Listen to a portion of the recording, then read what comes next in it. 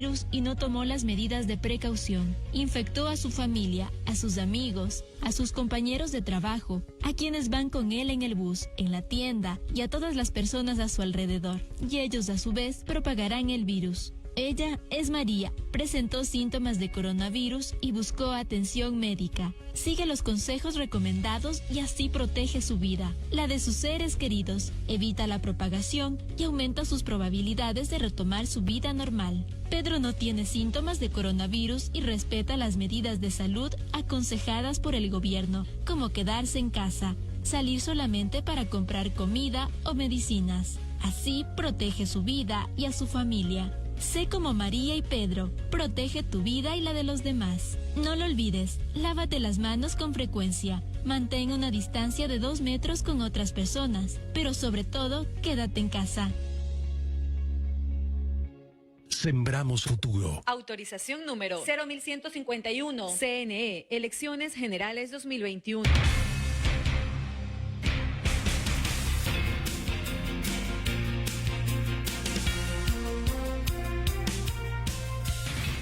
De regreso, amigos, estamos acá para seguir informando. El tiempo avanza y claro, como la gente de la radio lo permite, estamos acá y también de los candidatos lo permiten, estamos recibiendo pues a quienes están optando en una libre democracia, porque así también lo permite, lo contemplan nuestras leyes democráticas electorales. En buena lid, pues candidatos que están recorriendo el país. Algunos rostros conocidos, algunos personajes, otros no. Están buscando un binomio, una equidad y están también, lo hemos dicho, recorriendo los medios de comunicación a nivel de nuestro país. Gratamente vamos a recibir en este momento a quien es el binomio del señor empresario Isidro Romero. Ella está por Avanza, lista 8, la señora Sofía Merino, y también vamos a recibir a Javier Orti. Él está liderando la presentación de candidatos a la Asamblea Nacional, asambleísta nacional por Avanza, lista 8. Primero con las damas. ¿Cómo le va, Sofía? Bienvenida. Bien, muchísimas gracias. Felices de estar en la provincia de Santa Elena, felices de recorrer, de visitar la Radio Amor, y un saludo a todas las personas que nos están escuchando y nos están viendo por las redes sociales. Correcto. Javier, ¿cómo le va? Bienvenido. Muy buenos días, muy contento, muy feliz, este hermoso día acá en la provincia de Santa Elena. El sol nos ha dado la bienvenida hoy en la mañana y contento de estar aquí contigo en Radio Amor. Un saludo muy especial a todos los radioescuchas de esta prestigiosa radio. Correcto. Sofía, usted es el binomio de un empresario, así se ha dado a conocer el señor Romero, don Isidro Romero. ¿Cómo así? De pronto conocer un poco de Sofía Merino. ¿Cuál es su trayectoria? ¿Cuál ha sido su preparación de pronto académica o en el ámbito social? ¿Cómo así él vio en usted un binomio para aportar al Ecuador? Bueno, muchísimas gracias por tu pregunta. Yo creo que es una pregunta clave y siempre les digo en los medios de comunicación que lo principal es presentar quién es el candidato y que la ciudadanía conozca quiénes son todos sus candidatos, no solo Sofía Merino. Yo soy una mujer de 37 años, madre de una niña de 8 años que me motiva todos los días a despertarme, a seguir adelante y a esforzarme por este país. Soy consultora en comunicación política, pero también tengo una maestría en gestión de gobiernos. He estudiado aquí en el país y afuera del país. Soy hija de Cecilia Rivadeneira, una madre que me enseñó a servir, a dar siempre a todos los que necesitan sin esperar nada a cambio. Por ella se creó una fundación que lleva su nombre. Mi madre falleció hace 17 años y mi hermano impulsó y emprendió en una organización social que trabaja por niños con cáncer, enfermedades catastróficas. Le he acompañado yo durante estos 15 años, fui presidenta ejecutiva de la fundación y directora ejecutiva hasta el año anterior. También hija de un político ecuatoriano quien dio su vida por el servicio hacia el país, ya quien perdí hace 9 años por la inseguridad en el país. Mi padre fue secuestrado y yo creo que estos dos momentos tan difíciles me hicieron pensar, activarme y reconocer que definitivamente hay que trabajar por el país y hay que ser parte activa de la transformación del Ecuador. Mi vida y mi paso por las organizaciones sociales también me hicieron entender que si no tomamos las decisiones, muchos de los que entendemos las grandes problemáticas, de los que hemos generado planes y proyectos a nivel social, si no somos tomadores de decisiones, es difícil que pase algo en el país. Y con esta convicción, hoy estoy de candidata a la vicepresidencia al llamado de quien es mi candidato presidencial, Isidro Romero, y justamente porque él es un empresario, como le dijiste al inicio de esta entrevista, él es un experto en generación de empleo, que es lo que tanto necesita hoy el país. Él quiere ver un país de oportunidades y busca en su binomio este apoyo desde el lado del sector social que pueda emprender programas, generar políticas públicas y desarrollar proyectos sociales que permitan sacar adelante las grandes problemáticas del país. Con este antecedente y feliz te quiero contar que hace una semana lancé la Agenda Social 2021-2025, una agenda social que cuenta con 9 compromisos sociales, entre los que están salud, educación, compromisos por las mujeres, compromisos por los jóvenes, compromisos con las personas de la tercera edad, compromisos con todos los ecuatorianos y lo que tiene como respuesta esta agenda social es un trabajo responsable, que es lo que creo yo que todos los candidatos tienen que hacer, porque esta agenda social es construida con fundaciones, con más de 50 fundaciones, con organizaciones de la sociedad civil, con activistas y líderes, y esta es una agenda que se la planteará cuando yo asuma la vicepresidencia y también, en caso de que no lleguemos, que no creo que eso pase, se entregará al siguiente gobierno. Correcto, Sofía. ¿Cómo activar lo social también si de pronto se habla de que en el erario ecuatoriano, en las arcas gubernamentales no hay dinero, se tiene que recurrir al FMI, se habla también de que posiblemente venga un crédito otra vez con la China? Hay profesores impagos, municipios, prefecturas con sueldos atrasados, un barril de petróleo que está por menos de creo que $15, si no me equivoco, antes 120, 130. ¿Cómo hacer el dinero para también accionar lo suyo, la agenda social? ¿Qué dice su binomio en respecto a aquello?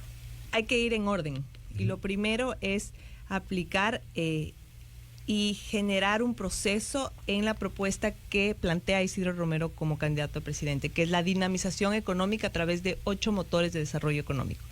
Estos 8 motores, yo siempre doy el ejemplo de un vehículo. Nosotros tenemos un vehículo, puedes tener un vehículo muy lindo, pero que su motor no funciona, entonces el vehículo no se mueve. Lo mismo pasa con el país. Vivimos en un país mega diverso, en un país con una tierra riquísima para producir, en un país de gente trabajadora, pero muchos motores están apagados. La idea es de encender estos 8 motores, que está la agricultura, la pesca, la ganadería, la industria, la construcción, el turismo, la minería y el petróleo. Pero regresar a ver al agro como una potencia económica en donde podamos desarrollar, dinamizar economía. También tenemos que pensar en la seguridad jurídica, en garantías soberanas para que puedan emprender en el país, se pueda generar empleo en el país, para que empresarios puedan venir al país, porque tiene que ser un trabajo en conjunto, privado, público, organizaciones de la sociedad civil y academia.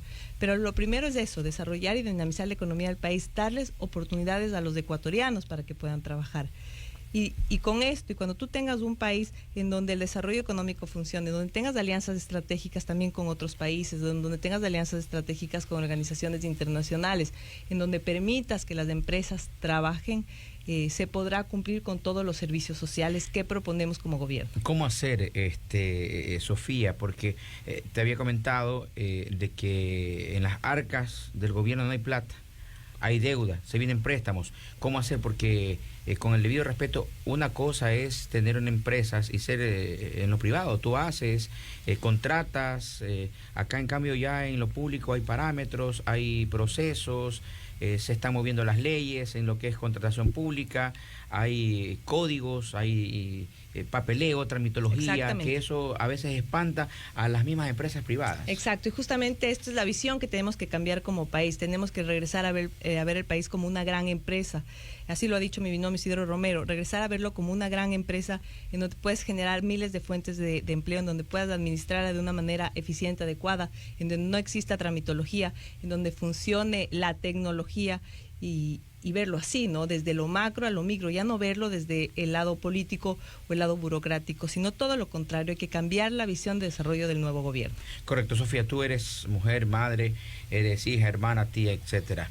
Los casos de femicidio, el tema de seguridad, de seguro tal vez en esas agendas sociales también está un tema que preocupa y que espanta y avergüenza como sociedad, porque vemos que procesos aquí, el caso de Paola Guzmán, su mamá, la señora Albarracín, ha tenido que esperar tantos años para que el gobierno le pida disculpas, la indemnice y le dé la razón. Y etcétera, etcétera. Mujeres que cada mes son asesinadas y lamentablemente por quien vive bajo techo con ellas. ¿Qué será? ¿Que la ley falta ser más punitiva, más hay que hacerla más sancionatoria? Mira, o qué falta? ¿Qué falla ahí? Falta muchísimo. Falta, primero, ponerle como principal hito dentro de la agenda del siguiente gobierno, que no se lo ha hecho. Segundo, tenemos que crear planes, programas y políticas públicas a través de evitar los femicidios o cualquier tipo de maltrato o violencia hacia la mujer. Para eso proponemos lo siguiente. 1, educación. Para que nunca más una niña, una joven, una adolescente, una madre, una amiga, ni nadie vea la violencia con normalidad. Estos programas educativos se plantearán desde las unidades educativas, desde el barrio, desde el sector público, desde el sector privado también. 2, autonomía económica de la mujer. Y esto es muy importante. Tenemos que regresar a ver a la mujer como una protagonista del desarrollo económico del país. Mujeres que tenemos sobre nuestros hombros la responsabilidad de sacar adelante a nuestras familias, pero que no tenemos oportunidades laborales. Y no las tenemos porque no hay flexibilización horaria para muchas madres solteras, porque no hay planes para madres y para mujeres que son responsables de su hogar. No hay créditos, no hay programas de emprendimiento y nosotros lo vamos a hacer. Y porque también tenemos que pensar en educación y formación de estas mujeres en el tema de autonomía económica. 2, tenemos que pensar en políticas públicas. Una que ya se los va a contar Javier, que es su propuesta que va de la mano justamente con el trabajo que nosotros daremos legislativo ejecutivo, que es reparación de víctimas, que hay que pensar en una ley de reparación de víctimas. Lo acabas de decir, de una madre que está esperando por años una sentencia de su hija, primero para dormir en paz, ¿no? Intentar dormir en paz, porque capaz una madre nunca pueda dormir en paz. Y segundo, porque hay que reparar a la familia, por sus hijos, porque fue víctima. Y segundo, yo creo que hay que pensar en leyes más sancionatorias hacia, el femicida ya está, tal vez replantearse los daños, pero también hacia cualquier tipo de maltrato contra la mujer, que no es solo la violencia física, es psicológica, es de económica, y otros tipos de violencia. Entonces, pensar en sanciones más fuertes. Pero yo creo que todo viene de la mano desde la educación. La violencia no se puede ver como una normalidad. Y aún vivimos en un país en donde la violencia se ve con normalidad. Y eso tenemos que arrancar de raíz. Otro factor que también lamentablemente se ve como normal es que las personas suelen decir en las calles, no todas, no podemos generalizar, Sofía, pero a veces se dice, ¿no? Es que hizo obra. Sí, pero robaron. Pero no importa, todos roban, ¿no? Y porque hizo obra está bien. O sea, robar para muchas personas está bien.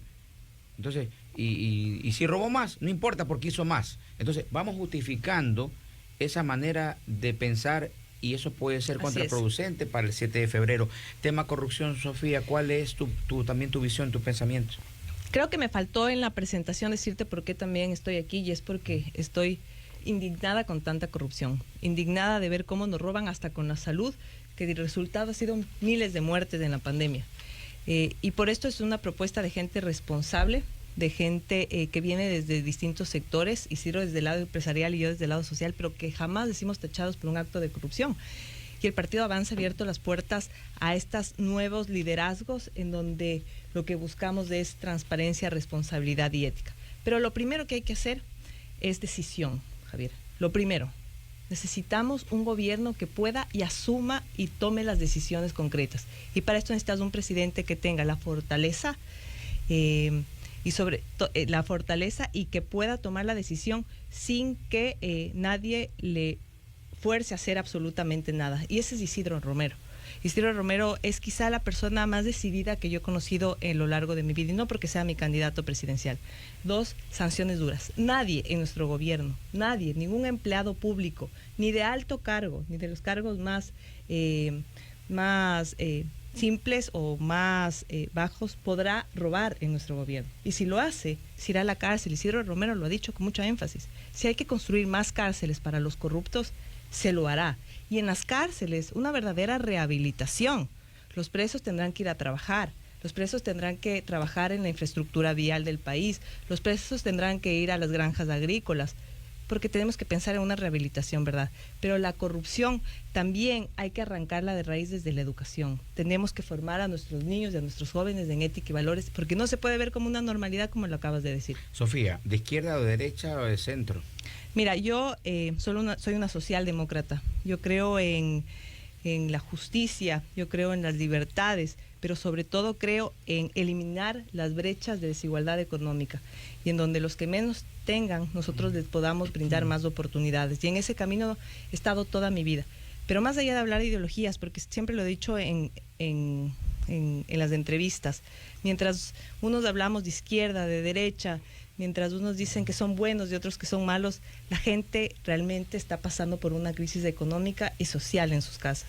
Una crisis en donde muchas madres no pueden alimentar a sus hijos 3 veces al día, donde no pueden pagar arriendos en las cabezas de hogar y donde viven una angustia todos los días. Así que yo creo que es momento de plantear, más allá de las ideologías, plantear políticas públicas que resuelvan las grandes problemáticas. Tenemos una gran problemática como el embarazo adolescente, como la drogadicción. Tenemos que pensar en programas de prevención de embarazo para nuestras jóvenes y adolescentes. Tenemos que pensar también en programas extracurriculares para que nuestros jóvenes no ingresen a drogas. Tenemos que pensar en la tercera edad, que muchas veces es un grupo vulnerable que nadie lo regresa a ver. Tenemos que pensar en su calidad de vida, en su salud mental.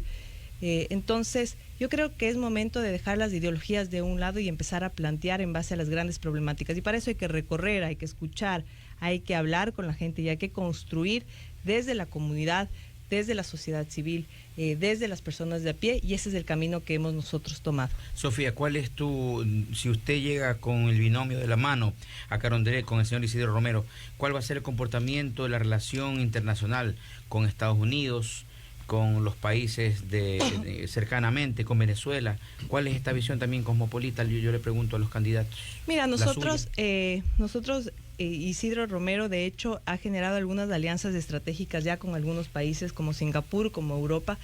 Y él lo ha dicho desde ya. Nosotros tendremos inversión desde países del primer mundo, tenemos alianzas estratégicas con países que lo requiera porque necesitamos dinamizar la economía del país, necesitamos generar garantías soberanas para que puedan venir a invertir en el país. Así que orgulloso de estar de la mano con alguien que tiene una visión global de cómo desarrollar un país.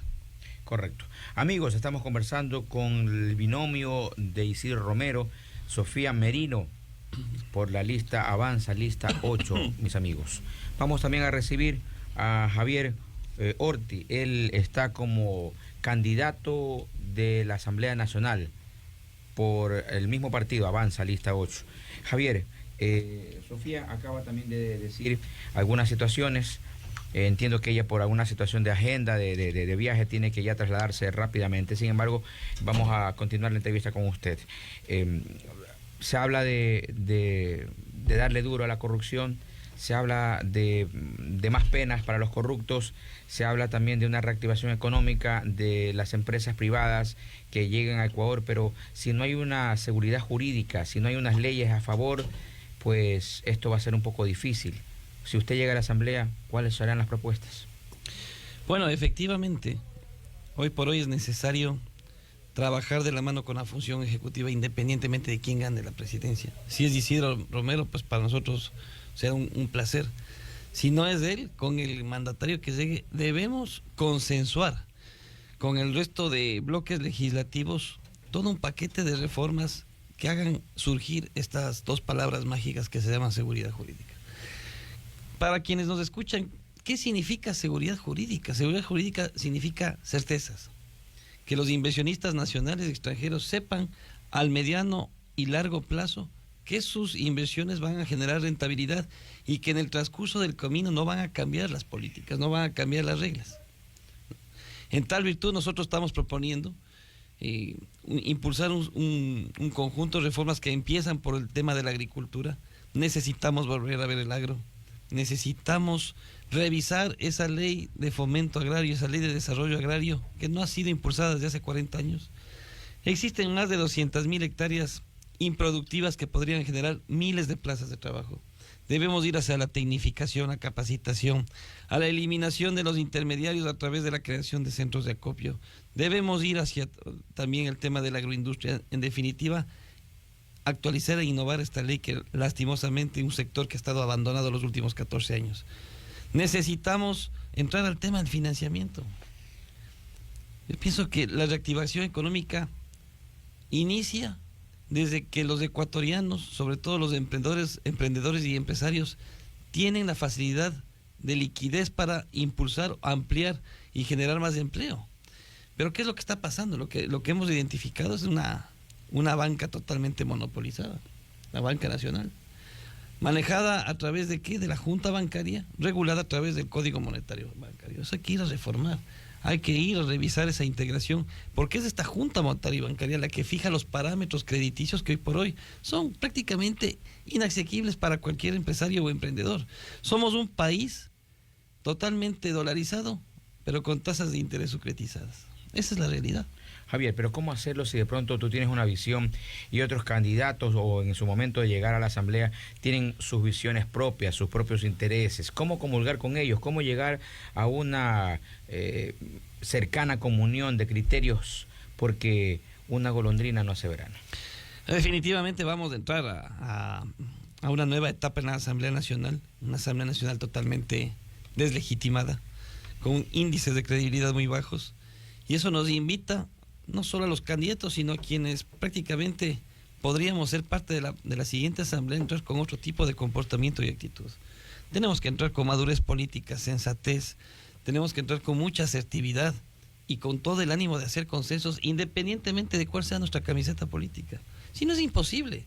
Lo mínimo que tenemos que hacer desde el primer día es estructurar una agenda legislativa prioritaria de reactivación económica conjunta, en donde nos pongamos de acuerdo todos cronológicamente qué leyes y qué reformas vamos a aprobar o qué vamos a revisar. ¿Cuáles son las leyes que te llaman la atención de seguro has revisado, por ejemplo? ¿Cuál es tu opinión sobre la ley de extinción que se está ahora mismo? La ley de extinción tiene que aprobarse, sea en este o en el próximo periodo, pero eso es urgente y necesario, porque si no, la gente no va a seguir creyendo en la primera función del Estado, que es la Asamblea Nacional. Sí, pero si queremos reactivar la economía, tenemos que revisar de nuevo el Código Laboral. Tenemos que echar abajo esta ley humanitaria que de humanitaria no tiene absolutamente nada. Necesitamos prácticamente hacer surgir nuevas modalidades de contratación sin precarizar el empleo y sin poner en duda la estabilidad laboral, pero sí que también permitan a los ecuatorianos a tener más de 2 o 3 ingresos. ¿Por qué? Si yo tengo un ingreso fijo o estable durante 8 horas diarias, ¿por qué no puedo hacer con otro mecanismo laboral trabajar 3 o 4 horas en otro sitio y que esas horas pagadas sean incluidos todos los beneficios de ley? Entonces, en ese sentido sí debemos ser mucho más innovadores en el tema del empleo, porque hoy por hoy el empresario tiene terror a contratar, y por ende el empleo formal se ha transformado en empleo informal. Entonces, tenemos que ir hacia eso, y por supuesto, dentro de la seguridad jurídica hay un cáncer que ningún inversionista va a venir mientras el Ecuador esté en los primeros puestos de los países más corruptos de Latinoamérica. La corrupción siempre va a ser un mal que ahuyenta la inversión. Entonces, para eso, por ejemplo, tenemos que reformar de manera total prácticamente la ley de contratación pública. ¿Cómo puede ser posible que existan contratos de emergencia? A dedo. Y eso permite a los funcionarios públicos a contratar a dedo. Y ahí es cuando ha pululado todos estos casos de corrupción, principalmente en esta época de la pandemia, con el tema de los insumos médicos. Javier, algunos analistas políticos, algunos constitucionalistas en el país dicen volver a otra constitución y obviar prácticamente la que se hizo en Montecristi. ¿Cuál es también tu visión de aquello? A ver, mira, el tema de la constitución, de la Asamblea Constituyente, yo no estoy de acuerdo que volvamos foja cero. Porque si bien es cierto, existen normas constitucionales que serían necesarias cambiarlas y revisarlas, sobre todo en la parte estructural de la Constitución, más no en la dogmática, porque en la dogmática yo pienso que es una Constitución pro derechos muy avanzada, pero en la parte estructural sí es necesario hacer unas enmiendas constitucionales. Hay actualmente una comisión de enmiendas constitucionales que están tratando varios puntos, con el tema del Consejo de Participación Ciudadana, el tema del sí o no al bicameralismo nuevamente en el Ecuador, etcétera, etcétera, ¿no? Yo estoy en contra, por ejemplo, de que Yo estaría a favor de que se elimine la vacancia legislativa, por ejemplo, ¿no? Y cosas así. ¿El número de asambleístas por provincia? Yo no veo que exista una que sea directamente proporcional o que nos garantice mejor calidad de legislación reducir el número de asambleístas. El Consejo de Participación Ciudadana, ¿se va a queda? Tiene que quedarse como participación ciudadana, más no como ente que nombre a los entes de control. ¿Y tú qué topas ese tema ahora mismo en el segundo debate? Esta semana me parece, sí, efectivamente la Comisión de Enmiendas está revisando, por ejemplo, quién debería, me parece que leía, que debe otra vez devolver el poder a la Asamblea, de claro, que ellos tienen que elegir procurador, al fiscal, al contralor. Exactamente. ¿Por qué? Porque el gran peligro que hemos visto es que el gobierno de turno lo que hace desde el primer día es tratarse de convertirse en un gobierno hiperpresidencialista. ¿Qué significa eso? Captar prácticamente los adeptos dentro del Consejo de Participación Ciudadana para tener poder de influencia de poner y nominar o nombrar entes de control que estén prácticamente afín al gobierno de turno. Pero supuestamente se hacían exámenes, pues exámenes de puntuación, los más puntados. Son meros trámites. ¿Ah? Son meros trámites. O sea, ¿usted cree que no? No, eso no. Si yo conozco de buena fuente que varios miembros, varias autoridades que le convenía al gobierno de turno y prácticamente adquirían las preguntas y respuestas de aquellos exámenes. ¿Ah, sí? Sí, por supuesto. Por supuesto que sí. Pero qué mejor negocio para cualquier gobierno de turno tener de su lado al fiscal, al contralor. Ya no está en el país, en el ex contralor, ¿no? Exactamente. Y fue hasta, en la asamblea en su momento, de aquel entonces fue hasta galardonado, me parece. Ya Claro, le quitaron el galardón. Si esa competencia le retornamos a la asamblea, mal o bien, más allá de que tampoco la asamblea goce de ninguna credibilidad, pero ahí se puede convertir también en un ejercicio de pesos y contrapesos de la Asamblea Nacional.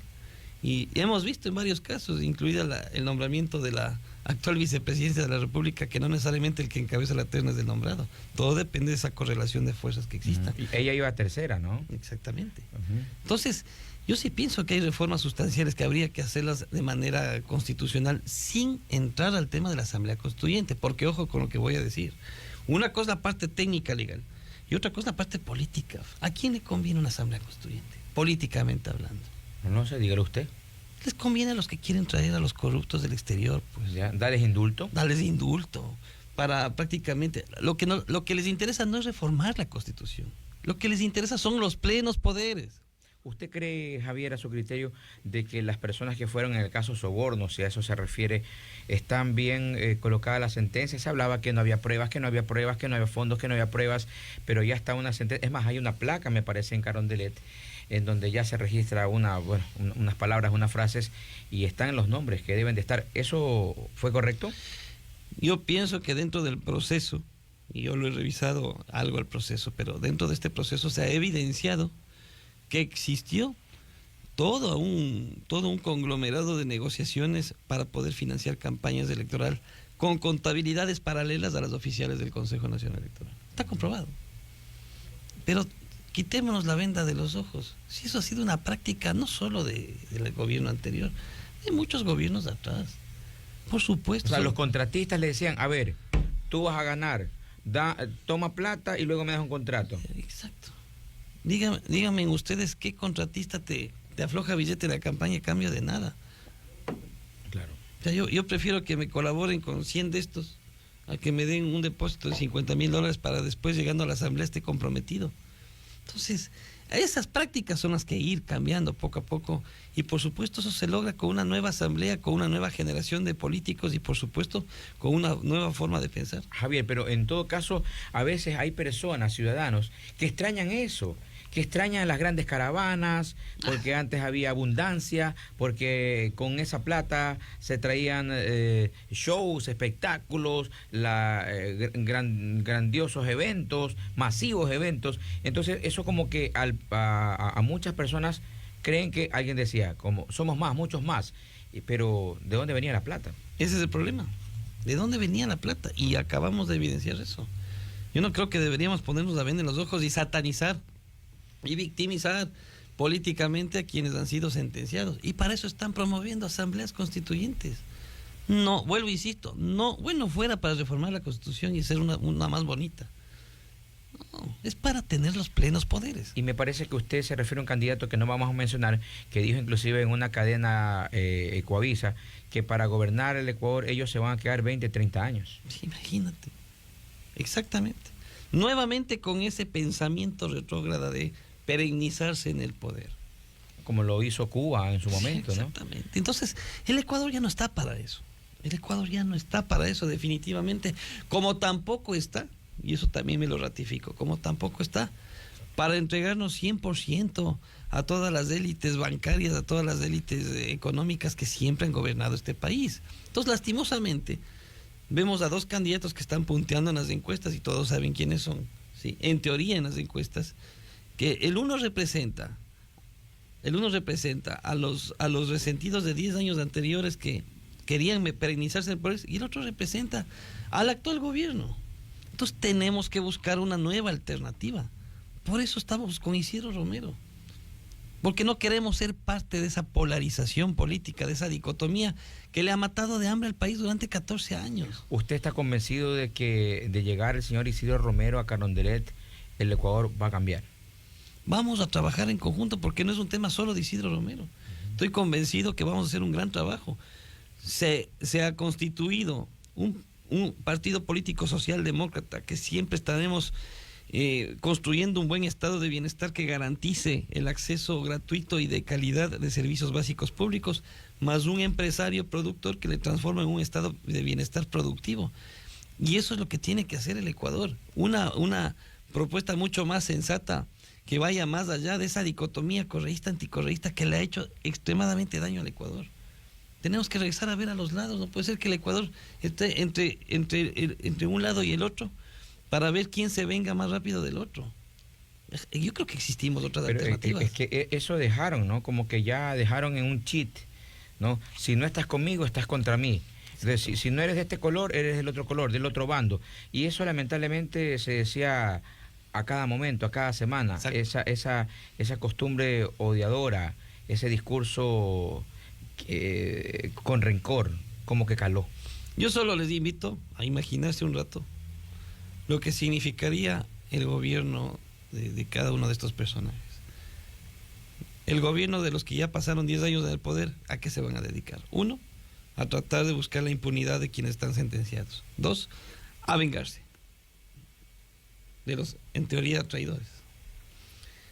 Y 3, prácticamente a seguirnos, prácticamente a desmoronar la economía del Ecuador. Y si por el otro lado va el otro lado de la moneda, ¿a qué nos vamos a enfrentar? A lo que nos hemos enfrentado estos últimos 4 años, por Dios. Exactamente lo mismo. ¿Alguien tiene la plena seguridad de que el señor Guillermo Lasso no va a volver a negociar con el Fondo Monetario Internacional? No, va a seguir exactamente las mismas políticas. Nos vendrá un paquetazo. Por más de que nos diga en campaña una cosa, yo estoy completamente seguro que prácticamente vamos a seguir entregados a las grandes élites económicas mundiales. Así que, si no vemos una nueva alternativa, el Ecuador no tiene salida. Ustedes tienen la plena seguridad que el señor Lasso, que ha vivido durante varios años, va a bajar las tasas de interés. Va a dejar entrar a la banca internacional. Imposible.